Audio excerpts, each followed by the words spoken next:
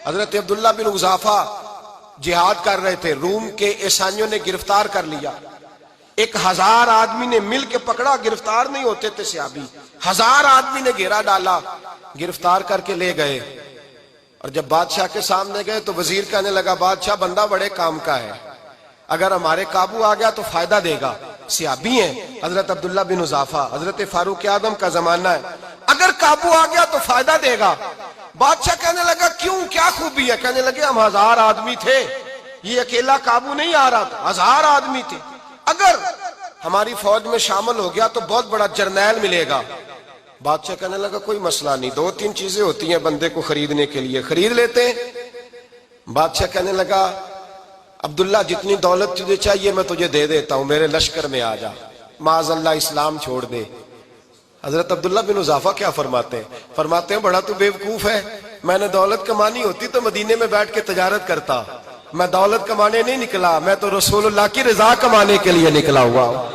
دولت کمانے ہوتی تو کسی مارکیٹ میں ہوتا، میدان میں آنا تھا، شہادت ہے مطلوب مقصود مومن، نہ مال غنیمت نہ کشور کشائی، یہ دولت تو لونڈی ہے رسول اللہ کے دروازے کی، یہ تو پیچھے پیچھے پھرتی ہے نبی پاک کے غلاموں، یہ کمانی ہوتی تو میں کسی مارکیٹ میں ہوتا، میدان میں تھوڑا ہوتا۔ عبداللہ بن حذافہ سے ایک دوسری چال چلی، کہنے لگے میاں عہدہ جو تجھے چاہیے، میں بادشاہ ہوں، میرے نیچے جو عہدہ تو کہے گا وہ تجھے مل جائے گا۔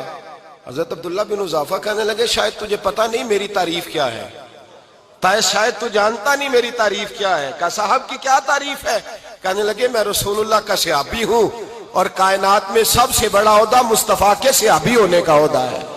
صحابہ وہ صحابہ تھے جن کی ہر صبح عید ہوتی تھی، خدا کا قرب حاصل تھا، نبی کی دید ہوتی تھی۔ فرمایا میں نے حضور کے جلوے دیکھے ہوئے ہیں، مجھے عہدے کی ضرورت ہی نہیں، اور میں نے عہدہ لینا ہوتا تو میں سیاست کرتا، میں تو شہادت لینے نکلا ہوں میدان میں، عہدے کا میں نے کیا کرنا ہے۔ اب بادشاہ کہنے لگا اسے قتل کر دو، وزیر کہنے لگا نہیں ایک بات اور ہے، مجھے ایک چال اور چلنے دو۔ کہا وہ کیا؟ کہنے لگے میری بیٹی بڑی خوبصورت ہے، مجھے موقع دو اپنی ہی بیٹی کو سجا بنا کے، وہ جوان جس کی جوانی اتنی بڑی ہے کہ 1000 آدمی مقابلے میں کھڑا نہیں ہوتا، اس جوان کے کمرے میں رات کی تنہائی میں بنا سوار کے بی بی کو بھیجا۔ وہ بی بی کہتی ہے میں ساری رات بن سور کے اس صحابی کے کمرے میں بیٹھی رہی، لیکن یہ کیا شخص تھا، ساری رات ہی مصلے پہ بیٹھا رہا، ساری رات ہی، کچھ دیر تھک جاتا تو یہ کریم رسول پہ درود پڑھنا شروع کر دیتا۔ بی بی کہتی ہے سحری ہو گئی تو میں نے چھو کے دیکھا کہ انسان ہے کہ جن ہے، یہ بندہ ہے کہ فرشتہ ہے، چھو کے دیکھا۔ کہنے لگے پیچھے ہٹ جا، میں نے کہا میں نے تو سنا تھا تو 1000 کے مقابلے میں ہے، اور تو اتنا بے حس ہے کہ بنی سوری دلہن بیٹھی ہے، تو نے نظر نہیں کی؟ عبداللہ بن حذافہ، بی بی کہتی ہے نظر پھر نہیں اٹھائی، نظر پھر جھکی ہوئی ہے۔ کہنے لگے بی بی میں مجبور ہوں، اب میرے اوپر کوئی حسن نہیں چلتا، میں نے جلوہ والضحیٰ کا دیدار کیا ہوا ہے، اب میری نگاہوں میں جچتا نہیں کوئی، اس لیے کہ جیسے میرے سرکار ہے ایسا نہیں کوئی۔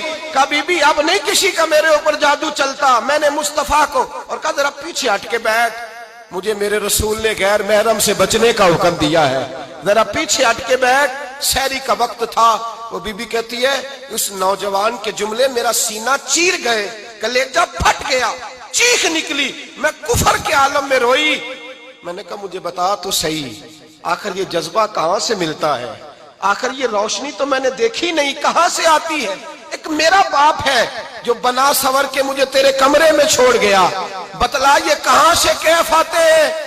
تو عبداللہ بن حذافہ کہنے لگے اگر کیف لینا ہے تو بھی میرے مصطفیٰ کا کلمہ پڑھ جا، آجا دروازہ رسول پہ جھک جا، مل جائے گا۔ سویرے دروازے پہ باپ آیا بیٹی سے رزلٹ لینے، دروازہ